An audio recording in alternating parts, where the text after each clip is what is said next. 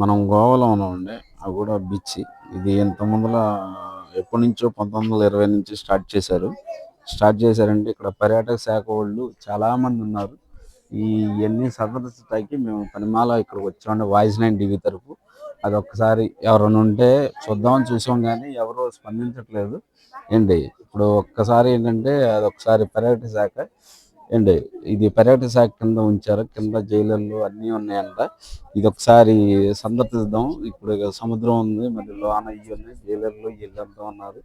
సరే దీని మీద కొంచెం కొంచెం గవర్నమెంట్ కూడా కొంచెం టైట్ చేసిందండి. కొన్ని పర్యాటక శాఖలో కొంతమంది ఏంటంటే ఇది డబ్బుల కోసం అని చెప్పేసి డిబేట్లు పెట్టి డబ్బులు వసూలు చేస్తున్నారండి. కొంచెం జాగ్రత్తగా ఉండండి. ఎందుకంటే డిబేట్లు పెట్టేసి 4500, 5500 అని చెప్పేసి కొంచెం ఇచ్చేస్తున్న మోసం చేస్తున్నారు కొంతమందిని.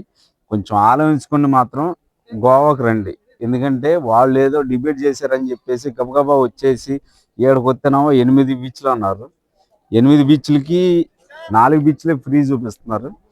కొంచెం చూసి ఏంటి చాలా జాగ్రత్తగా ఆన్లైన్లో చెక్ చేసుకుని రండి. మళ్ళీ ఫ్లైట్ ఖర్చులు మనకి ఇవన్నీ దగ్గర దగ్గర మనకి ఫ్యామిలీకి వచ్చేసరికి దగ్గర దగ్గర 20,000 ఖర్చు అవుతుంది. 30,000 అవుతుంది. మళ్ళీ ఇక్కడికి వచ్చేసరికి 50,000 అవుతుంది.